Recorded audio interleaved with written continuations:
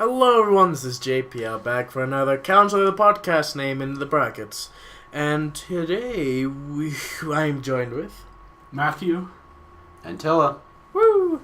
And today we'll be discussing our top 5 animated movies, and this includes any web series. TV shows. Sorry guys. Yeah. Woo! Alright, so number 5, how this thing is organized is that we go through number 5, go through number 4, 3, 2, and then if you're still in kindergarten, 1. Then we'll probably do some honorable mentions. Anyway, so my number 5 is Gravity Falls. A very fun show. Love how well animated it is. Very smart humor. Love the dynamics between the siblings. Good mysteries. Yeah. Good acting. I've heard good things about Gravity Falls. It's another thing that's on my list to watch, but haven't started yet. Yeah. So I have a feeling Speedy's going to make me at some point. So I will reserve my comments for a later date or moment. Alright, so if I could say anything about this thing more. 2 seasons, very short. I do feel like it is good to be really short. Especially if it drags on, it's like, oh, okay, it's dragging on. But they have an end, unless they're continuing on for the different show. I don't know. But the fact is, at this point, there is an end. And it's good. Yeah. Again, I will comment on that later. My number 5 show is Archer, which is basically James Bond and The Office mixed together, and then just a whole bunch of ridiculous added in for good measure. It's really funny, just like the dynamics. It's basically an Office show, but with spies, and sort of all of the politics and the drama and the characters, and they all work together to create this really great show that a lot of fun. There's a lot of inside jokes, and it's a lot of fun if you have the time and the inclination. It is also very mature, but very good. I've only seen the intro. Yes, the intro is also the intro is actually really catchy. Yeah. I've only seen pictures. It's not my favorite animation style. No. But that's the only thing I can really comment on. Yeah. And it's kind of long. I think they're on season 8 now. But it's very episodic for the most part, so it's easy. You can watch an episode or 2 and then go on with your life. And, yeah, I mean, I think the animation is pretty good. Again, the style might not be the greatest, but just like the fluidity of it and the expressions of the characters, it's very, very well made. Cool. Alright. My 5th favorite animated show would be Ben 10. Oh, okay. Specifically, the first season I think is what I like the most, even though the following seasons kind of follow a more less episodic, more overarching narrative. I really like the original. I think probably most of it's nostalgia, but yeah, I like the concept of a kid getting pretty much I was gonna say unlimited, but it's pretty limited superpowers, with the Omnitrix, which is the one object in the universe that allows a person to change into any other life form. At the beginning it's limited to 10, but they get more, or they change out some as they go. It's just a very interesting story. I like how they weave both sci-fi and forms of magic into it. Yeah. It's very much a superhero show, but it isn't... It's self-aware that it's a superhero show, and it's not really Marvel or DC. It's its own thing, and it's not really competing to have a whole league of superheroes. It's kind of just like, hey, there's this kid and these weird things start happening, so he's using this weird thing that happened to him to help that. So, just something I really liked, especially as a kid. Yeah, that show, that was the hype when you were a kid, Especially where I was, there was just a bunch of kids who were like, oh, Ben 10, yeah, I got this action figure. How about you? Like, I got this thing from McDonald's. Oh, good for you. And so, yeah, it was one of the biggest things you can have back then. I recently rewatched the entire series, and there's a lot of very cliched jokes and stories, but that's expected for a show meant for boys. Yeah, I haven't watched it recently, and when I did watch it, I watched like 3 or 4 episodes, but yeah, I mean, the concept is very unique and original, and yeah, I mean, I enjoyed what I saw of it. I don't really have any comments on any of it, because I haven't seen it in a while, but yeah. Yeah, it does follow a similar plot structure to most superhero animated TV shows, though. I will say, like, it has the iconic, hey, you're trapped with your nemesis in this arena in space that you have to fight through.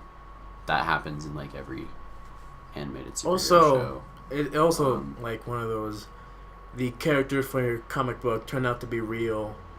Yeah, one of those episodes exists. Yeah. Yeah, but it's, it's fun. I think that's the biggest part about it. It's not really meant to be a huge plot thing. It's just, no, it's meant to be fun. Got some fun to it. Okay, number 4. My number 4 is a very fantastic show called Young Justice. I started watching this show as soon as it came out. I was there at the beginning.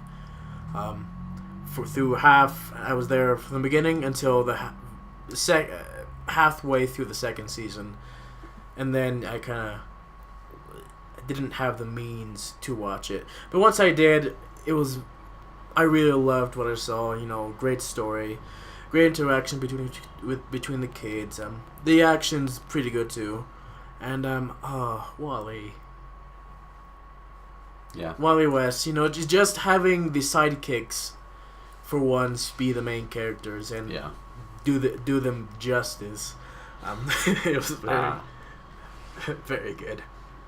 Yeah, I'll comment on this later. But yeah, I think for me myself, I've always related to the sidekicks more than I have the main superheroes, and it's probably just because I'm a younger sibling.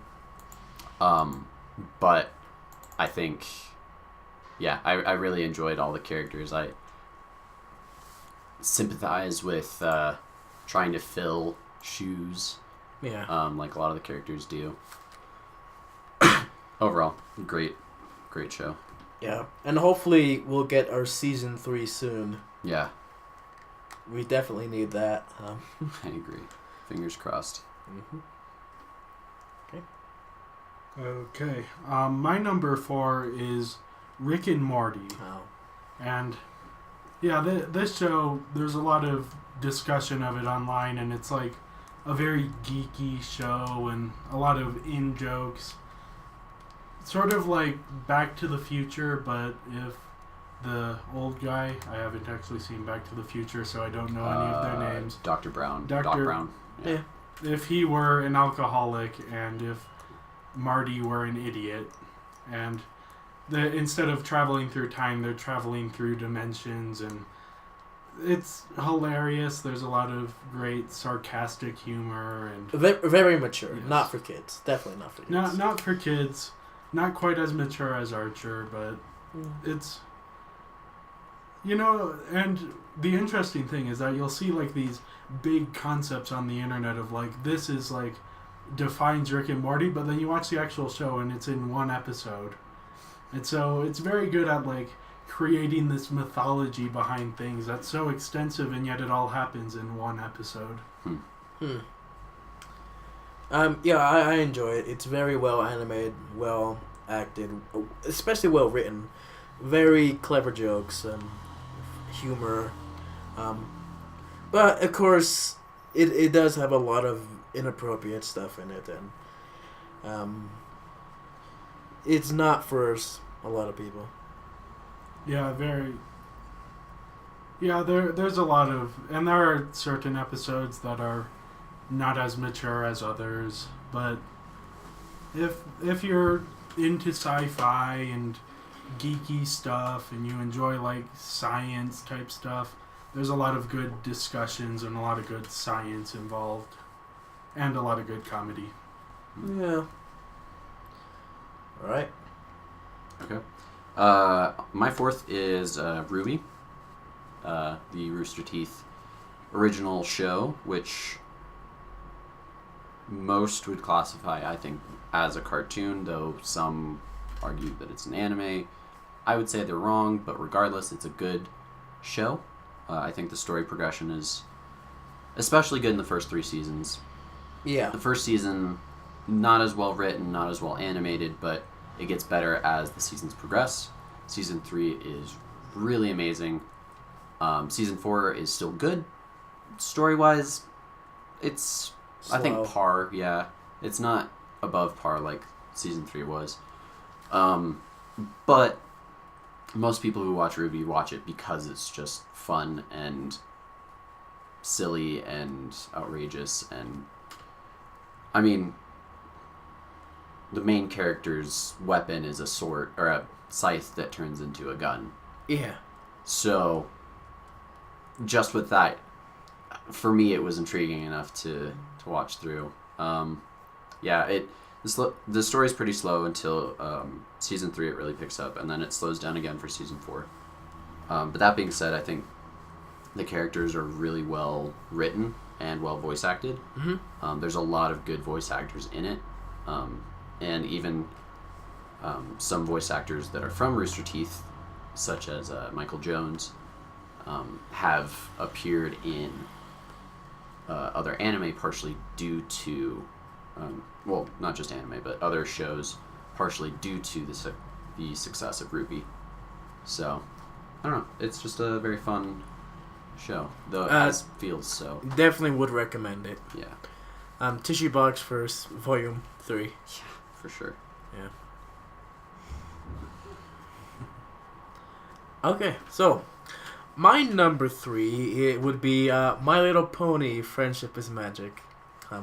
Very fun show. If you guys are thinking, what, My Little Pony? Well, that's First off, you're on the wrong channel, but continue to listen. You're actually on the right channel. Oh, okay. Sorry, he's gonna.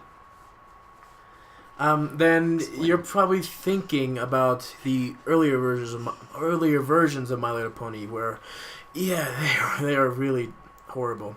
But this is a new version created by Lauren Faust, who created a lot of your childhood shows, like partly Ben 10, The Iron Giant, Foster's Home of Imaginary Friends, and especially the Powerpuff Girls. She has done lots of involvement. She had a great hand at rebooting My Little Pony into a great direction. The thing I love most about this show is the fandom itself. How, that they really take all the lessons to heart. The show itself, while it does have some childish moments, given that it's a show for little girls, it still has a lot of things, stories, lessons that would apply to us, and very, very fun stories. Especially in the 5th season, where things do kick up really good. I don't have much experience with it, except few of my friends are they would consider themselves bronies. Mm-hmm. At first, I'll admit I was a little bit weirded out by the fascination with a show that was geared towards little girls, mostly. But everything that I've heard about it seems to indicate that it has more to it than just being a show, and I can respect that. The only reason I haven't watched it is because I have a feeling that I might get addicted, and I'm ending that before it starts. So yes, so I can agree with this sentiment. I know that if I would get into something that I know that probably wouldn't be good for me. Then I probably won't do it. That's my argument for anime.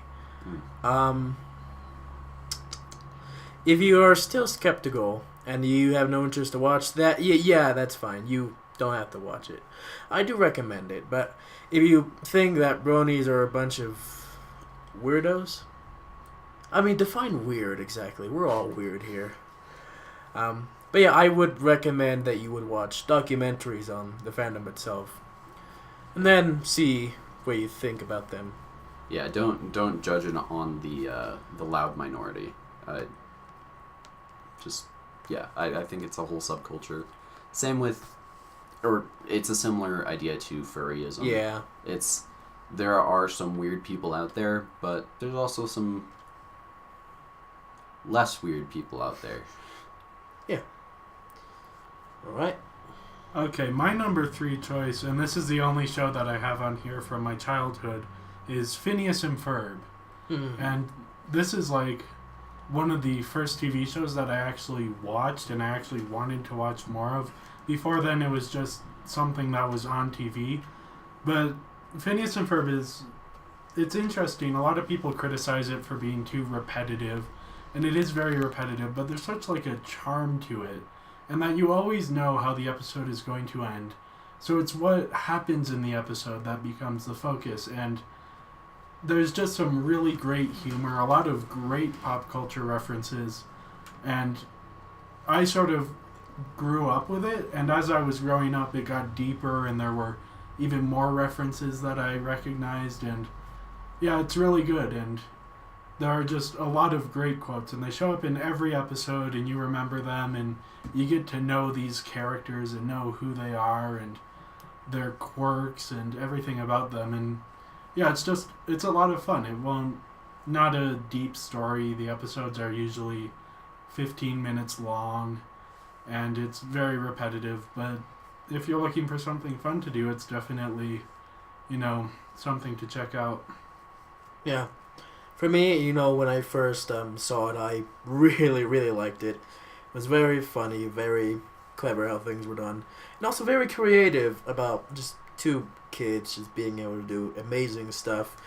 And I enjoyed it for a long while. I watched a bunch of it, but then it kind of started to become, like Matthew said, repetitive. There wasn't really new that was going on. I mean, there wasn't anything really like, oh my goodness, yeah, they did this, or fresh, I would say. And so I kind of just got tired of it and grew out of it as it went on. And so, I mean, yeah, I know there's a good following for it, but I don't think it's really amazing. I think it's a fun time to just watch. It is. Oh, wait, you can. Either way, go ahead. It is, I think, very much worth checking out, and it is incredibly repetitive, and yet that's a core part of the show, is this idea of how can you make each day interesting, and that's what Phineas and Ferb are trying to do throughout the show. They aren't trying to make each day go a different direction, they're just trying to make it interesting, and I guess it's sort of the life lesson of a little bit making lemonade from lemons is, maybe life is repetitive. Maybe you're doing the same thing every day, but that doesn't mean that you can't do it differently. Yeah.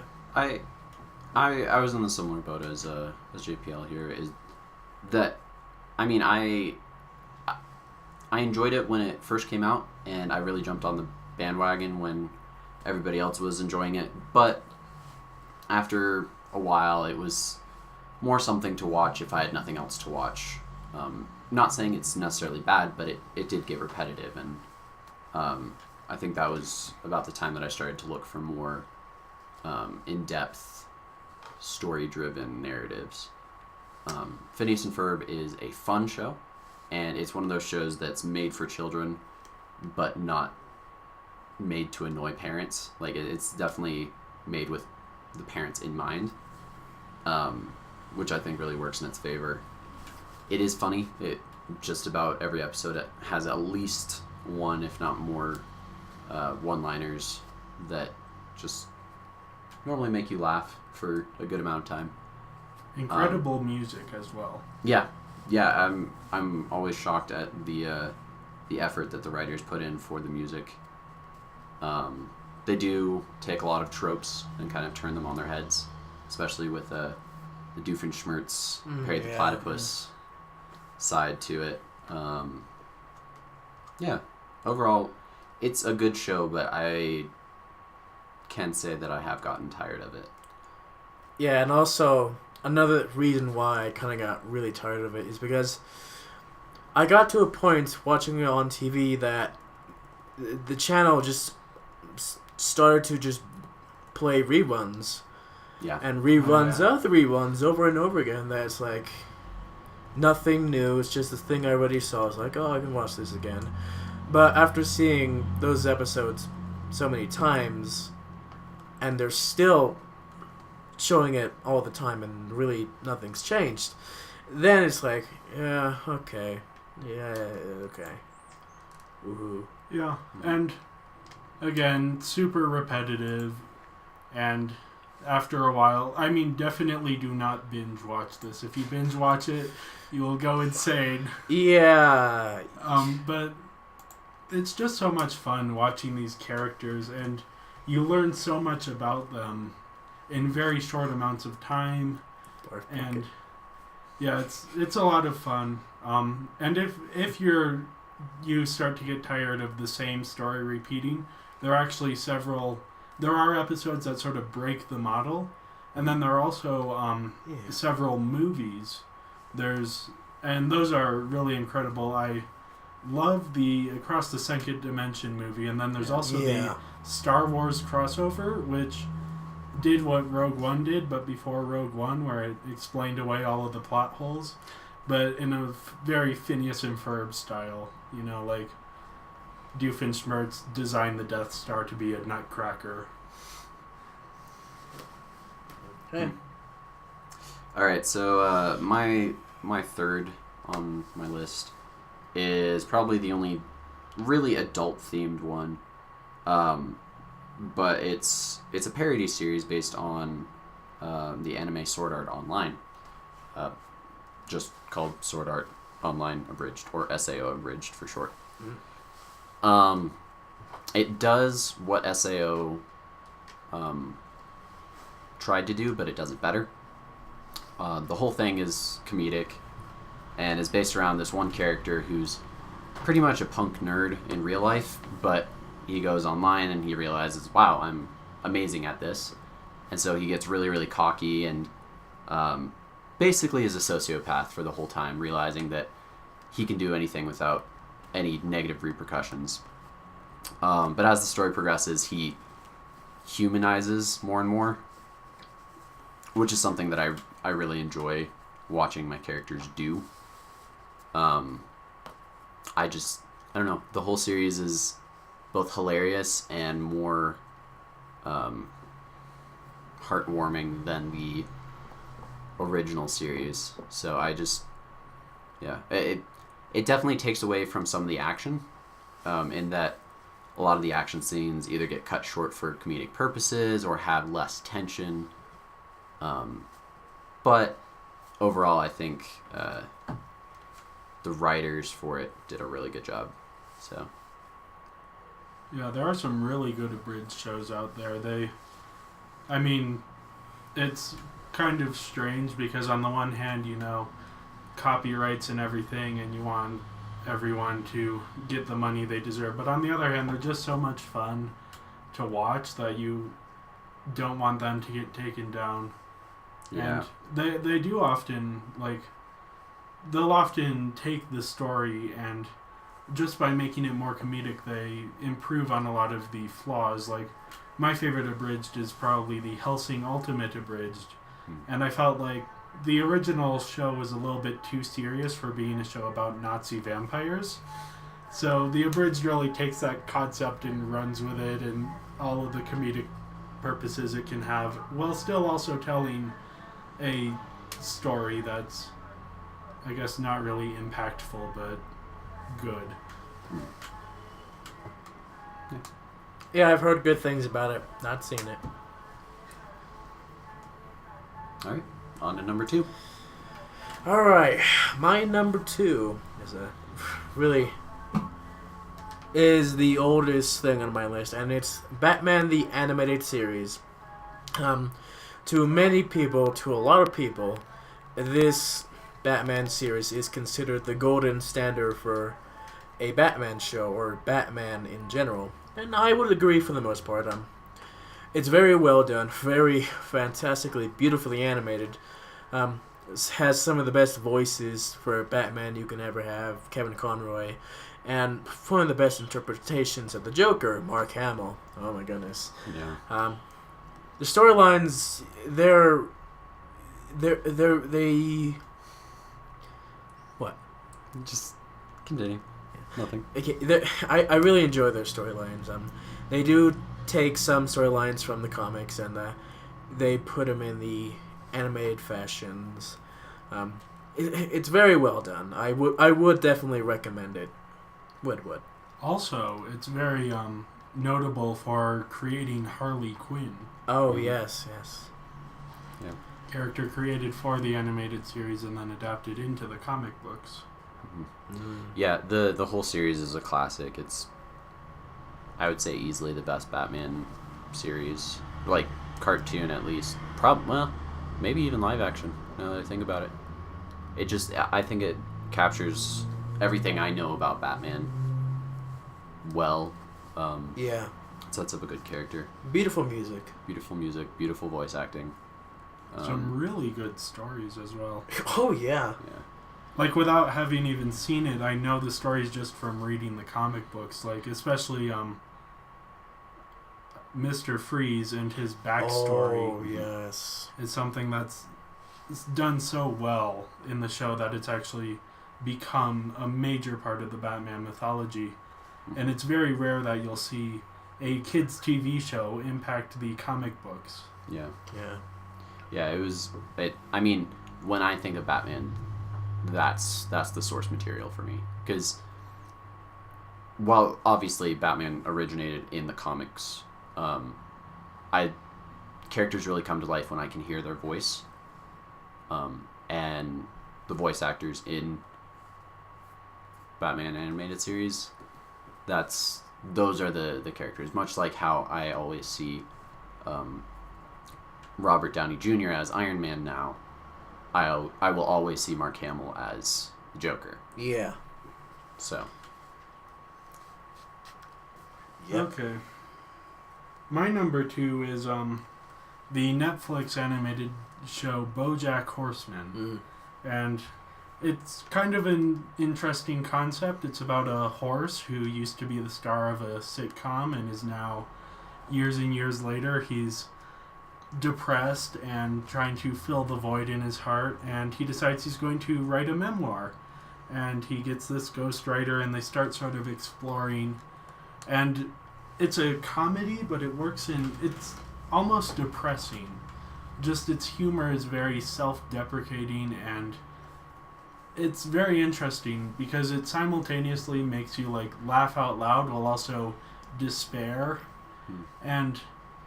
But beyond that, it's just really interesting. You have the character of BoJack, who's this like narcissistic, self-obsessed person who has everything he could ever want, and yet he's not happy. And then you have these other characters who are struggling through life, and yet they're so much happier than him, and he's really envious of them. And yeah, it's just characters living life and experiencing that and getting into some hilarious situations. And yeah, it's impactful, it's funny, very well animated for being a lesser known animated show.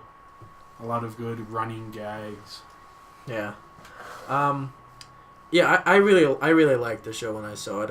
I will say that it does have like a weird animation style, weird storytelling to it, but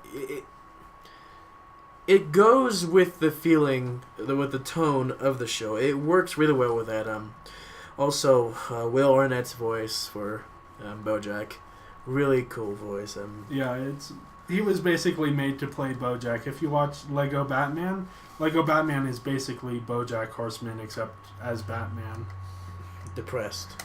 Well, more than narcissistic, self-obsessed. Yeah.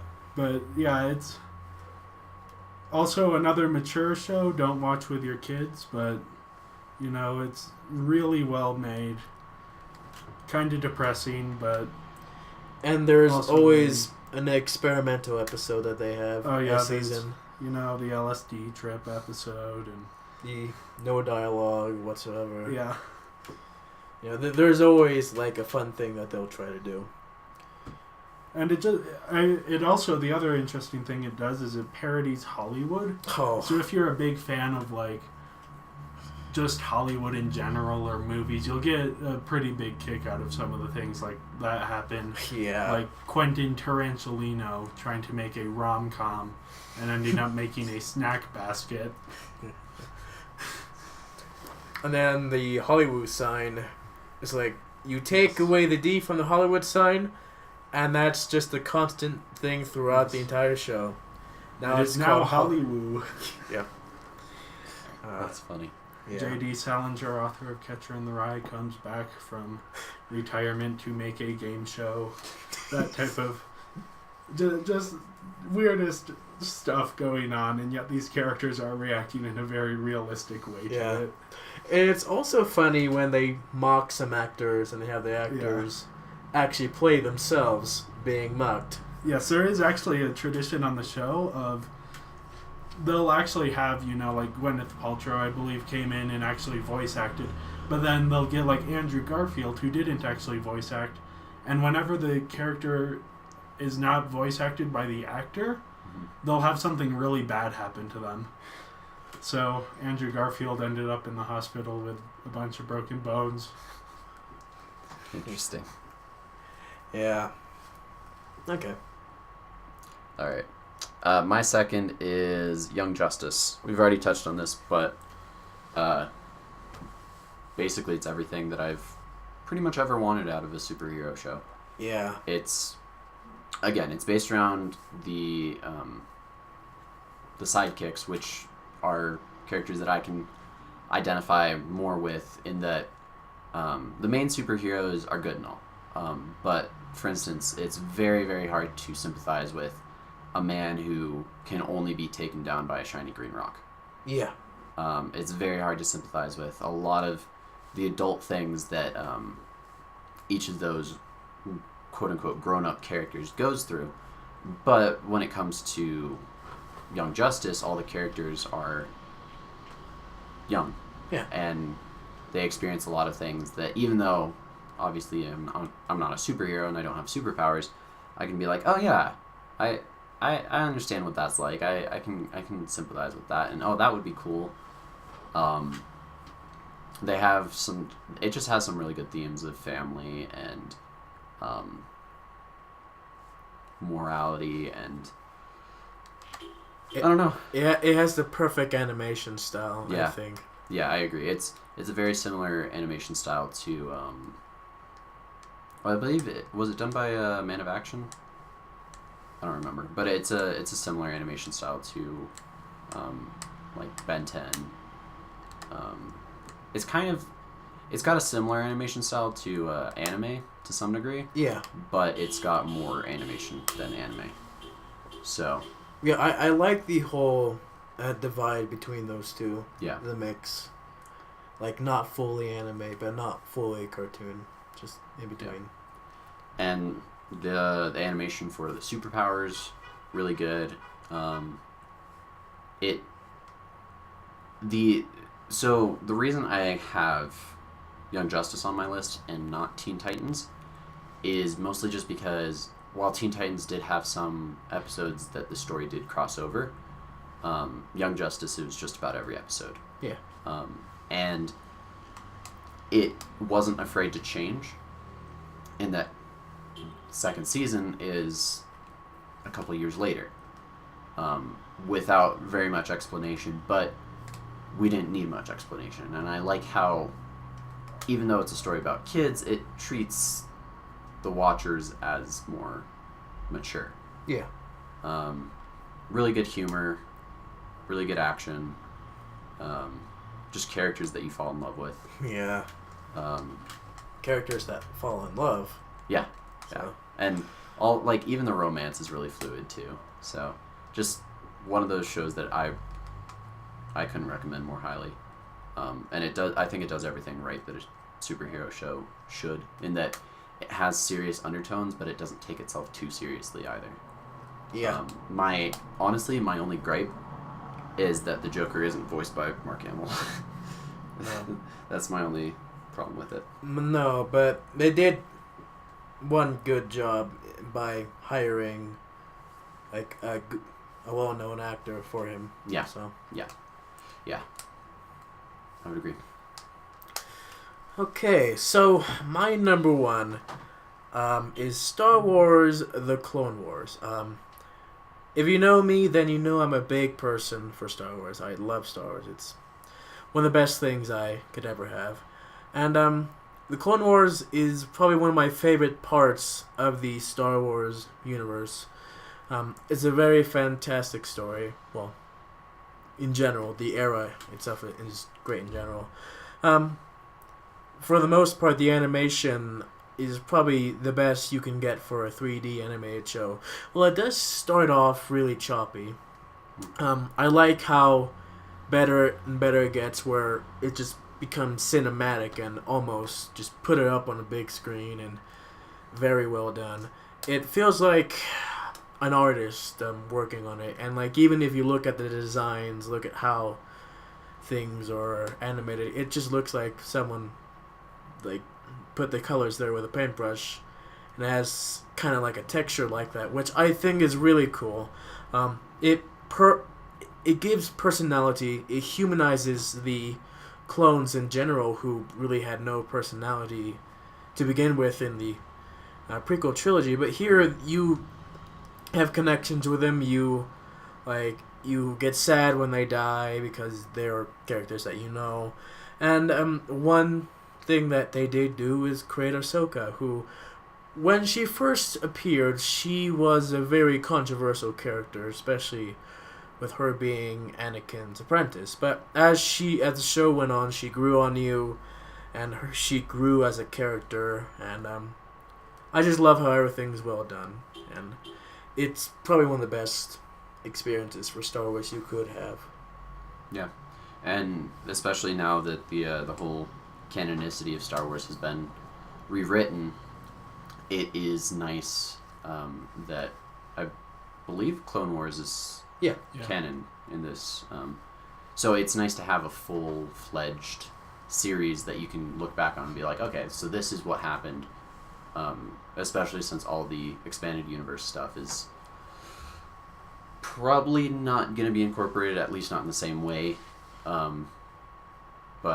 Yeah, and of course the invention of Ahsoka, she's becoming more and more a big character, and just more recent books too.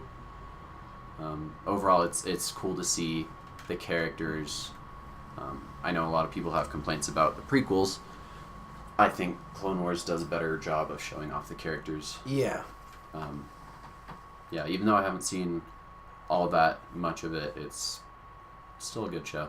Very. It's also very dark, especially in the later seasons. Yeah, and that's near something, the end. That's the main reason I haven't been able to get into Rebels, is that Clone Wars went to like these dark places where they were actually killing off Realistic places. Yeah, it's like you have Darth Maul's apprentice killing off one of the leaders of the world that you've seen in previous episodes. And that scene is just sort of burned in the back of my mind, because it's something that you don't usually think of a kid's show doing, and yet they did it, and by doing it, it sort of elevates it. And yeah, I don't see Disney taking... I mean, they took a lot of risks with Rogue One, but I don't think they'll take those risks in Rebels. Yeah. Well, Rebels, it does have a very lighter demeanor and like really aggravating storytelling. There are a couple moments where they have a dark sequence, but the main issue is that it's not consistent. It's like Okay, we're at the finale now. Let's give it the best we got by not really giving the best we got. And so, you have a couple dark moments, but it ends up being still really light and helicopter lightsabers. Was that Clone Wars or Rebels? Rebels. Okay, yeah. That was one thing that someone brought up, and just like I was watching some things on YouTube, and I was like, I don't think that's. I mean, I know we're living in a fantasy world, but I don't think that's how physics work. Oh, okay though. I mean, I was fine with having the blade spin to, like, having it being difficult to fight them, but flying with a lightsaber. Yeah. I do have to say, while we're on the subject of Rebels, that fight between Darth Maul and Obi-Wan Kenobi, I had heard it was anticlimactic. And so I decided I would watch the scene, and there's just this, like, intense build-up. And it's like, I'm so excited. I can't wait for them to start fighting, and then it's like 3 seconds and it's over. Oh, and, in that one, that's, like, the very biggest controversial fight, where it's either the worst fight or the best fight. And the reason why it's considered the best fight is because the battle started before they even turn on their lightsabers, where they have a bunch of psychological warfare, right, with them staring at each other, changing their battle stances, getting things hyped up. But for me, why I'm not a big fan of that fight scene is because they drag on the whole staring sequence for too long, I think. Well, I do think that they showed Obi-Wan's wisdom and skill perfectly with just him being able to defeat him instantaneously. Mm-hmm. But I feel like they kind of dragged that scene and hyped it up way too much. Yeah, and just dropped and it. that's where Clone Wars really succeeds, is it doesn't quite ever do that. It doesn't build up to these big intense moments and then not deliver. It knows when it's going to be able to deliver and when it won't. So, some episodes are Jar Jar saves the desert planet from the space pirates. And some of the episodes are like these big epic space battles, and it just knows what it wants to be, and as it goes along it gets darker and more sinister, and yet it's still a lot of fun. Yeah. Yeah. Okay, so my number one show, we've already talked a little bit about this, but it's Gravity Falls, and this show is just incredible. I'm a big fan of the Lovecraft mythology, and if you observe Gravity Falls very closely, it's actually a very close adaptation of that genre, except made more for kids. But there's just such a complexity to the storytelling, and the characters are just so joyful, and it's a lot of fun. I mean, sometimes it's episodic, sometimes there's a bigger overarching story that it connects to, but just watching as Dipper and Mabel solve these mysteries and then interact with their Grunkle Stan and with all the other characters in Gravity Falls, and it establishes its tone very well of being like mystery and a little bit sinister, but never too much that it isn't fun. And I also love the setting of Oregon and all of the pine trees all around them, the deep forests. Yeah. The Mystery Shack is hilarious to anyone who has ever been to a tourist trap. It is very well animated. Yes. Very good story. For the animation style, it actually set pace for a lot of more recent animations. So, good on it for that. It is one of those, we've talked a bit about maturity. This is one of those that you don't necessarily want to watch with really young kids, because the characters are not always the most honorable, and you don't want your kids to emulate some of them. But also, it's not inappropriate for kids. I mean, also there's that questionable LSD moment. Hilarious, questionable LSD moment. Whether or not it was, we're pretty sure it is, but they don't. And you get a lot of it stems from its characters, and something interesting that I heard is that what they would do is they had like lists of characters, and they would take 2 characters from a list at random, and those would be the 2 characters that they would focus on in the episode, and they would have an interaction. And you can really tell that they're trying to explore these characters deeper and how do they relate to each other. And so it leads to some really good interactions, and the characters are hilarious. To clarify a little bit earlier for the younger viewers, when he's talking about Lovecraft, he's talking about the author H.P. Lovecraft, not the Minecraft map. Oh. Or probably multiple maps at this point. I don't Yes, really know. Lovecraft, the author of Call of Cthulhu. Yeah. And I think that's what he's most Yeah. famously known for, but yeah, And- he's got a lot. Yeah, that is very much like the themes of these ancient deities that come down to destroy the earth, and it's prevalent in the show, and there are a lot of elements of that, but again, it never gets too serious, never too perilous, and the ending is incredible. It's one of my favorite endings to any show, just in that it ties up everything so nice and neatly without being 100% satisfying. And yeah, I mean, the thing you want to do when you're done with the show is you want to start over again so that you can see everything and still be in that world. Yeah. But even after you finish the show, you can always buy the journal where they continue some part of the story in there. Yes, and the journal is very much worth the money. Yeah. I don't actually own it, but it's really cool. Yeah, I got it for my sister for her birthday a while ago, and she loves it. So a lot of puzzles to solve.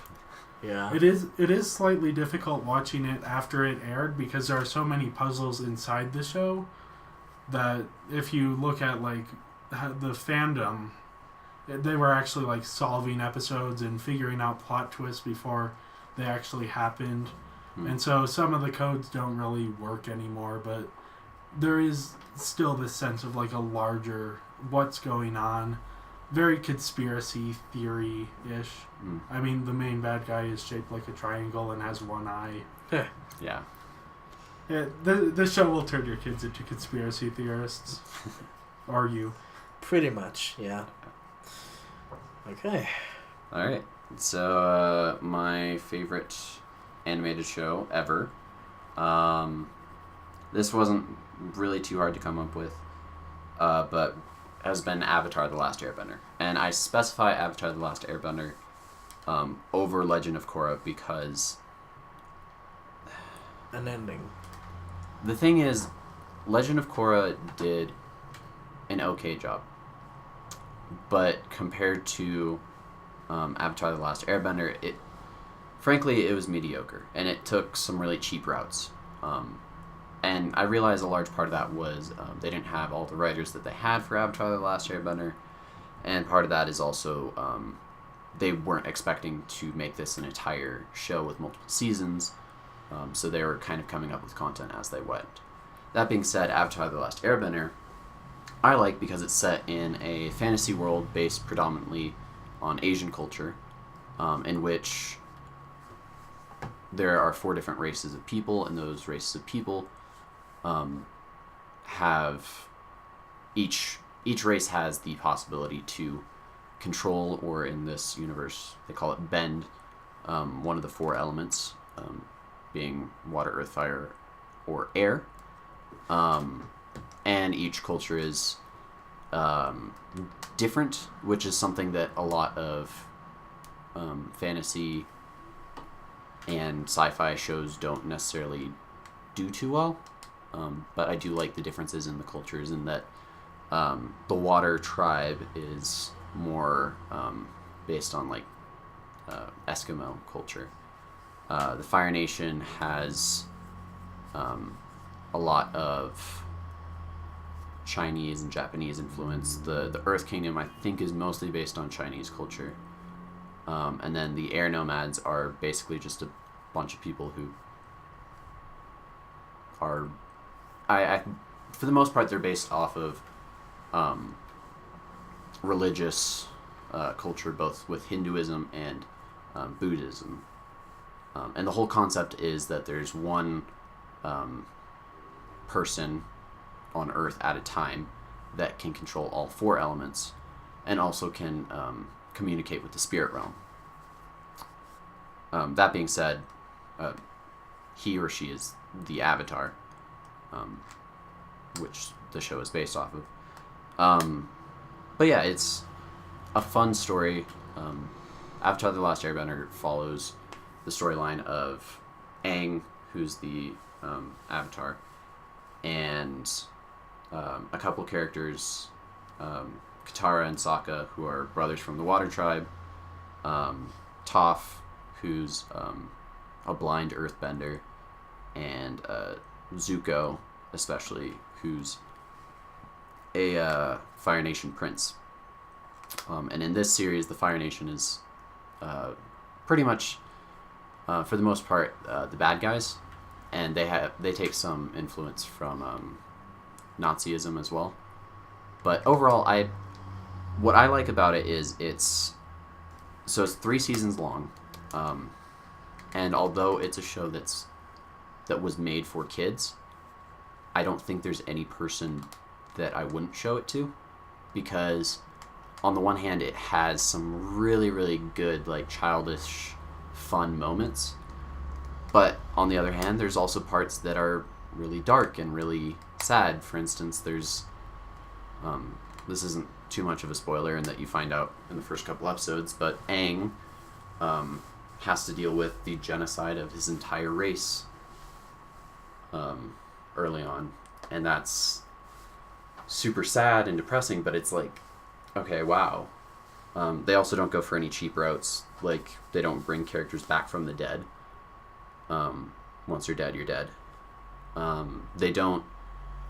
This is something that a lot of, especially superhero shows do, is they overpower characters to the point where it's like, okay, you can lift the entire Earth now. What's the point? They don't do that in Avatar, which works out really well. You can see the progression of Katara's waterbending abilities from only being sometimes able to lift a little bubble of water to stopping the rain in a certain area, or like completely, or freezing an entire lake. Things like that, that it's a very natural flow. The voice actors are really good. For the most part, I don't remember any of them by name except for Zuko, who's voice acted by the same guy who played Rufio in Hook. Just a fun little factoid there. So yeah, you can't go wrong with that.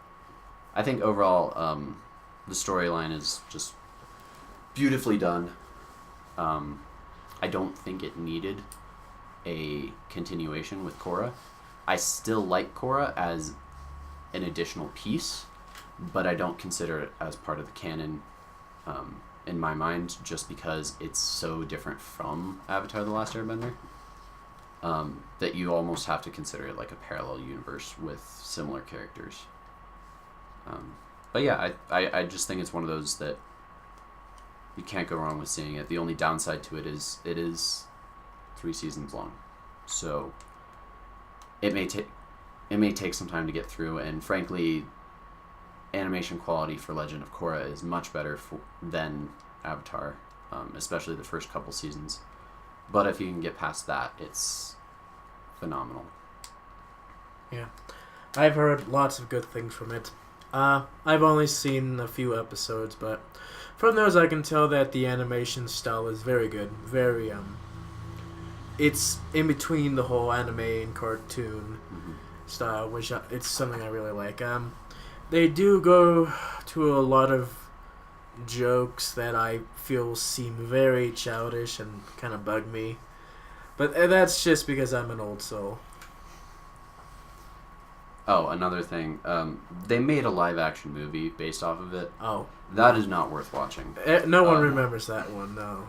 People actively try to forget that one Yeah. for reasons. It was probably Shyamalan's worst movie, though I haven't seen many of his others, so they're all can't really say. pretty. But it's just not.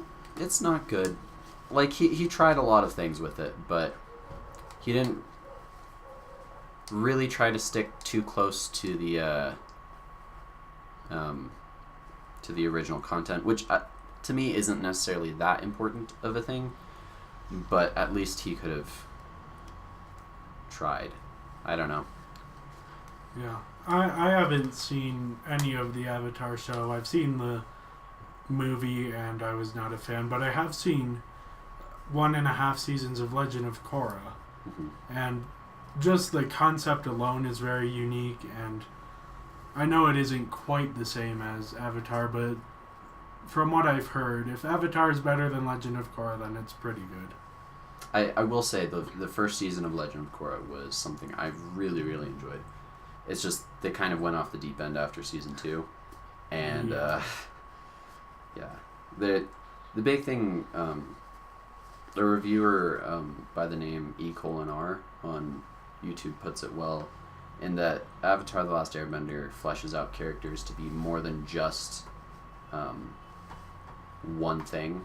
So, for instance, Sokka might be the sarcastic guy that likes meat, but he's also the guy that had to defend his tribe alone, and he's going through his whole journey, whereas his counterpart in Legend of Korra, Bolin, is a character that you like, but Bolin is pretty much only there for comedic purposes. He doesn't serve much in the way of the plot. So that's my comparison. I don't know. Yeah, just my take on my favorite show. All right. So on to some of our honorable mentions. For me, honorable mention, the main one I have is Teen Titans.